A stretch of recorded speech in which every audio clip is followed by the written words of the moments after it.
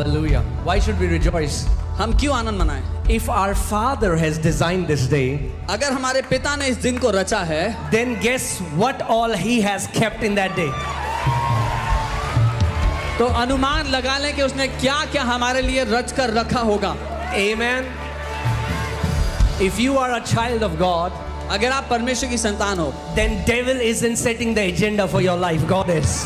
तो शैतान आपके जीवन की दिनचर्या नहीं सेट कर रहा, परमेश्वर कर रहा है. Amen. Hallelujah. Your Father. This is the day that the Lord has made. ये वो दिन है जो आपके पिता ने बनाया है. We will rejoice. हम इसमें आनंदित होंगे. Amen. Hallelujah. Hallelujah. Wow. You guys are awesome. आप लोग अद्भुत हैं.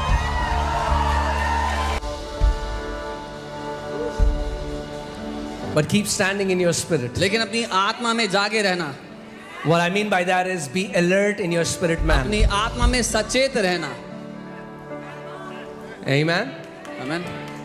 So, have lunch and lie down in green pastures. तो खाना खाएं और हरी चराइयों में जाकर लेट जाएं. Amen. The gospel is not good advice. सुसमाचार अच्छी सलाह नहीं है. It's good news. वो अच्छी खबर है. Amen. आमीन. It's news. That means something that has already happened. वो खबर है, मतलब एक ऐसी बात जो पहले से घट चुकी है. Amen. Hallelujah. So, it's going to be amazing. अद्भुत होने वाला है. Right? I believe this मैं- series would be as impactful as the faith series.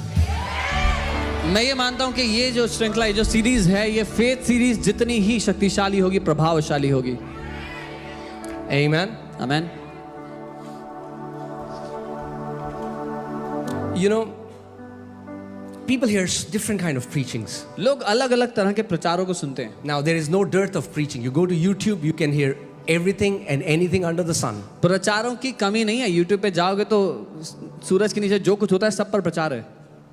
But how do we know what is a true preaching from the throne of heaven? लेकिन हमें कैसे पता लगे कि सही प्रचार क्या है जो स्वर्ग के सिंहासन से उतरा है? What is the litmus test of a genuine preaching? एक सही प्रचार का क्या परख या क्या न्याय किया जा सकता है? The litmus test of a genuine preaching is when you sit under a true preaching, it will set you free. एक सही प्रचार की परीक्षा इस बात से होती है, जब आप उस प्रचार के अधीन बैठते हो तो वो आपको आजाद कर देता है, छुटकारा देता है. Amen. There are people who've been hearing sermons for 10 years and are yet not free. क्योंकि ऐसे लोग हैं जो 10 सालों से प्रचार तो सुन रहे हैं लेकिन अभी तक आजाद नहीं है. Let's see what Jesus said. I'll quickly take you to John chapter 8. I'll read from verses 31 and 32. यूहन्ना 8:31 और 32 देखते हैं यीशु ने क्या कहा. Then Jesus said to those Jews who believed him. तब यीशु ने उन यहूदियों से जो उस पे विश्वास करते थे कहा. I want you to pay attention. मैं चाहता हूं आप ध्यान दो. Jesus is not talking to unsaved people. He's talking to Jews who already believe in him. यीशु उनसे बात नहीं कर रहा जो उस पे विश्वास नहीं करते. वो उद्धार पाए लोगों से बात कर रहे जो उस पे विश्वास करते So हैं. these are believers. ये विश्वासी लोग हैं. Right? ठीक है, Like you are believers. जैसे आप विश्वासी हो. So there are Jews who have now started to believe in Jesus. तो यहूदी हैं जिन्होंने अब यीशु पे विश्वास करना शुरू कर दिया. And Jesus is saying to them, और यीशु उनसे कह रहे हैं, if you abide in my word, अगर तुम मेरे वचन में बने रहो you are my disciples indeed. तब तुम मेरे चेले ठहरोगे. Amen. And you shall know the truth, और तुम सत्य को जानोगे and the truth shall make you free. और सत्य तुम्हें स्वतंत्र करेगा. Now hear this. अब सुनिए, They are believers, वो विश्वासी हैं but they are still not free. लेकिन आजाद नहीं हुए अभी भी. So many people believe in Jesus. बहुत से लोग यीशु पे विश्वास करते हैं, They will go to heaven, स्वर्ग जाएंगे, but they are still bound on earth. लेकिन पृथ्वी पे बंधे हुए जीते हैं. Jesus is talking to Jews who Yeshu believe in him. यीशु उन यहूदियों से बोल रहा है जो उस पे विश्वास करते हैं. And he says, if और you वो कह रहा है, continue in my word, अगर तुम मेरे वचन में बने रहे then you shall be my disciples. तब तुम मेरे चेले ठहरोगे And you shall know the truth. और तुम सत्य को जानोगे And the truth shall set you free. और वो सत्य तुम्हें आजाद कर देगा. Amen. Some people only hear that much truth which saves them but doesn't set them free. कुछ लोग उतना ही सच सुनते हैं या सुन पाते हैं जिससे वो उद्धार तो पा लेते हैं लेकिन आजाद नहीं होते. So they believe in Jesus. वो यीशु पे They विश्वास say करते praise हैं, the Lord. जय They मसीह say की बोलते हैं, hallelujah. हालेलुया They बोलते come हैं, to church, चर्च आते हैं but are still bound. लेकिन अभी भी बंधे हुए जी रहे हैं. So this is Jesus, right? ये यीशु ही है ना जो बात He's कर रहे saying, it's awesome you believe in me. हैं. वो कह रहे हैं बहुत अच्छा है मुझ पे विश्वास करते हो, But don't stop there. लेकिन वहां रुको नहीं.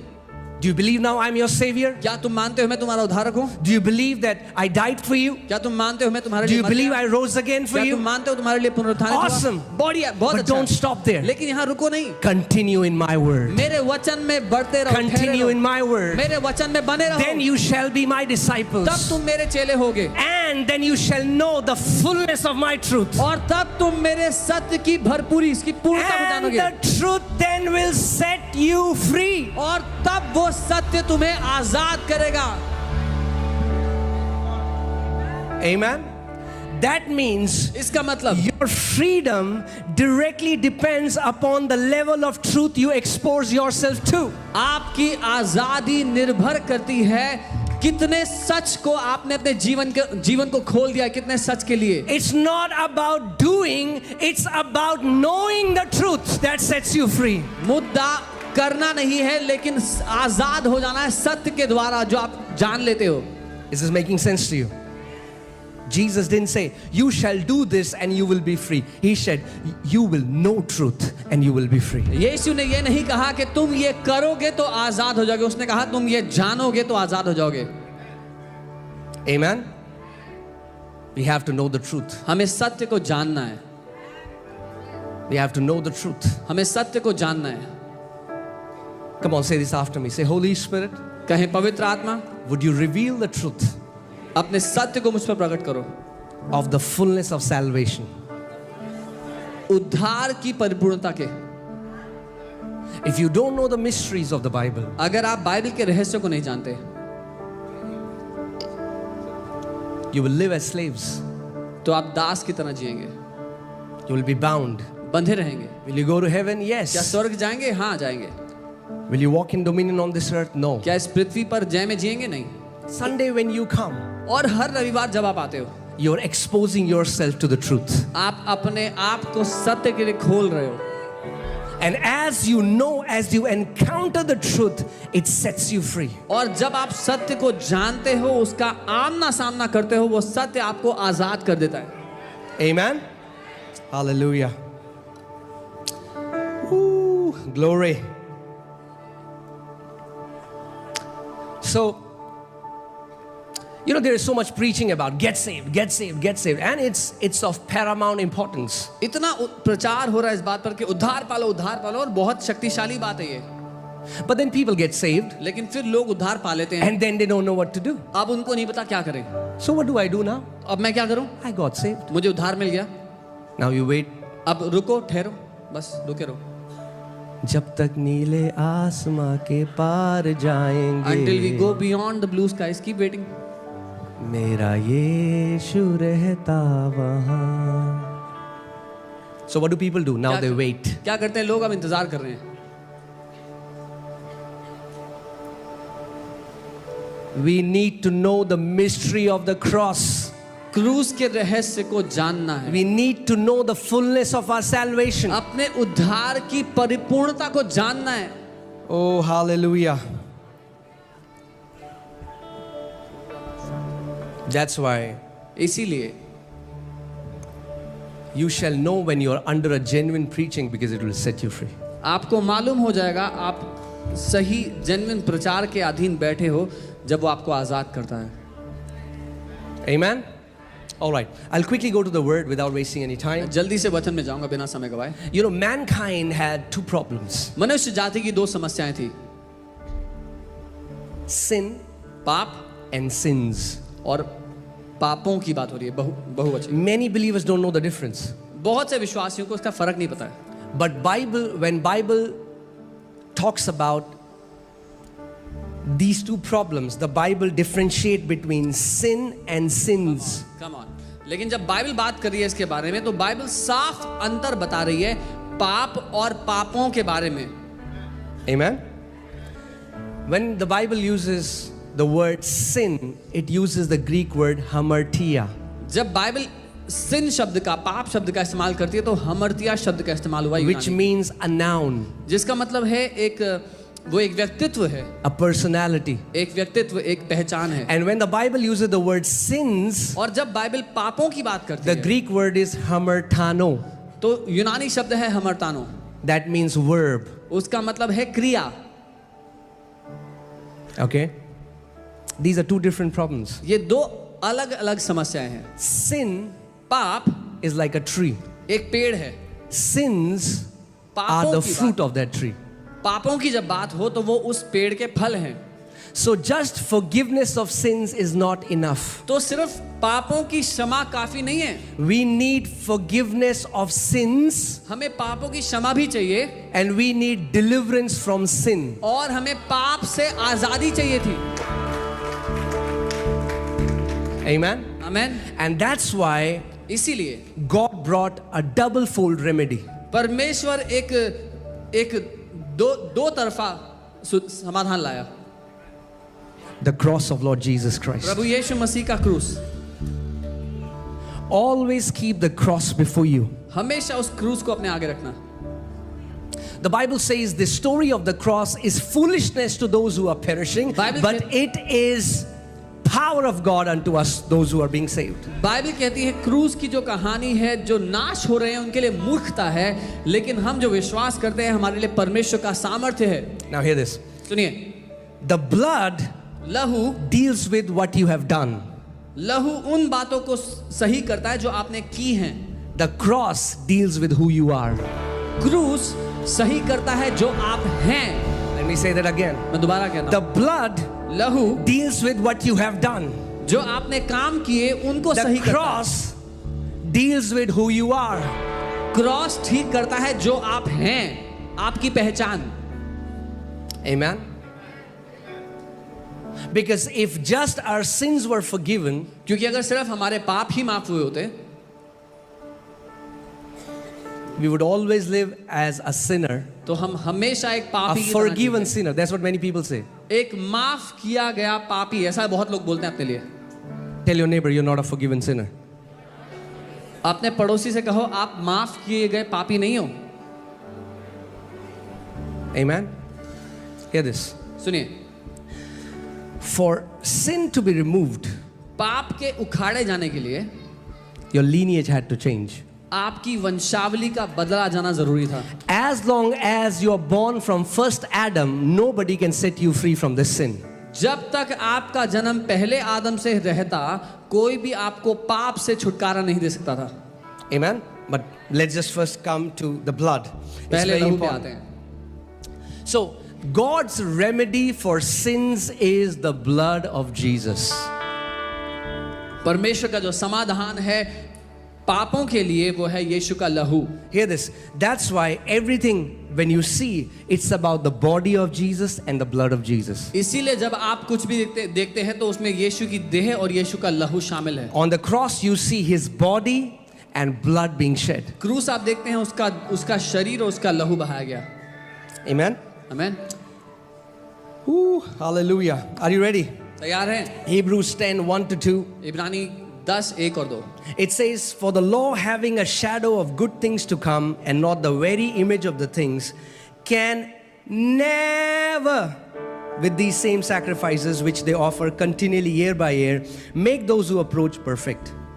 क्योंकि व्यवस्था जिसमें आने वाली अच्छी वस्तुओं का प्रतिबिंब या परछाई थी, उन पर उनका असली स्वरूप नहीं, इसलिए उन एक ही प्रकार के बलिदानों के द्वारा जो हर साल अचूक चढ़ाए जाते हैं, पास आने वालों को कभी भी सिद्ध नहीं कर सकती। The law can never make you perfect.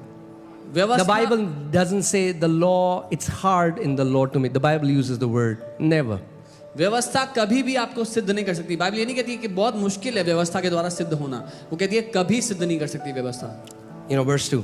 For the worshippers, once purified, would have no more consciousness of sins. क्योंकि जब आराधना करने वाले एक बार शुद्ध हो जाते तो फिर उनके विवेक में वो पापी नहीं ठहरते।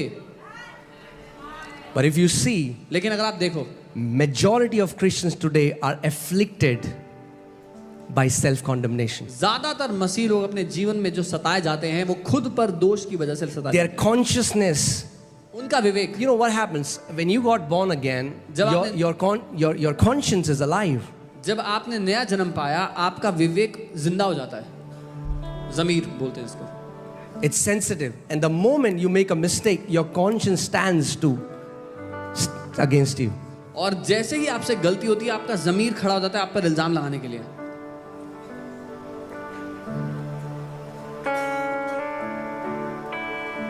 And because we have not put our faith in the blood, we have put our faith in our works. That's why the moment you miss, your conscience stands. और क्योंकि हमने अपना विश्वास प्रभु यीशु के लहू पर नहीं लगाया, अपने कामों पे भरोसा करते हैं, इसीलिए जैसे ही गलती होती है हमारा विवेक उठ खड़ा होता है दोष लगाने के लिए। How are you purified? कैसे शुद्ध हुए आप? By the blood. लहू के द्वारा। How are you purified? कैसे पवित्र हुए आप? By the blood. लहू के द्वारा।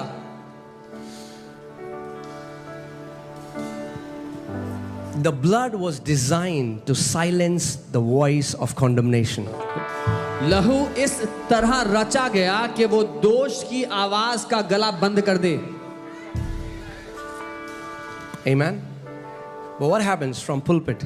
पुलपिट से क्या होता If the है? main message is always you're a sinner, you're a sinner, you're a sinner, the law is preached.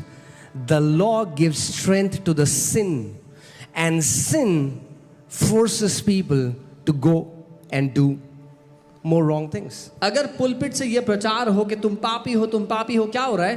पाप को बल दिया जा रहा है, व्यवस्था को प्रचार करके पाप को प्रबल किया जा रहा है, फिर लोग जाते हैं और पाप करते हैं और बुराई करते हैं। Are you guys with me? मेरे साथ हो? The blood was designed to silence the condemnation, the voice of accusation. लहू इस रीति से रचा गया कि वो दोष लगाने वाली आवाज को, उस दोषी ठहराने वाली आवाज को बंद कर दे। There are still so many believers. अभी भी बहुत से विश्वासी हैं The enemy is accusing them day and night. जिन पर दुश्मन रात दिन दोष लगाया जा रहा है। They live a miserable life. वो दयनीय हालत में जी रहे हैं। Why? क्यों? Because they never put their faith in the blood. क्योंकि उन्होंने अपने विश्वास को कभी लहू पर लगाया नहीं। Because most of the teachings in the churches are today behavior modification. क्योंकि कलीसियाओं की जो अधिकतर शिक्षाएं आज हैं वे व्यवहार को बदलने के लिए हैं। Am I saying that our behavior shouldn't change? No. क्या मैं ये कह रहा हूं कि हमारा व्यवहार नहीं बदलना चाहिए? नहीं। But to tell an apple tree to produce mangoes is stupidity. लेकिन एक सेब के पेड़ से कहना कि आम फला बेवकूफी है। No. Apple tree will give birth to apples. सेब का पेड़ सेब ही पैदा करेगा। As long as they see themselves as sinners, they will keep doing sin all their life. जब तक वो अपने आप को एक पापी के रूप में देखेंगे जिंदगी भर पाप ही करते रहेंगे। Behavior modification is a fruit.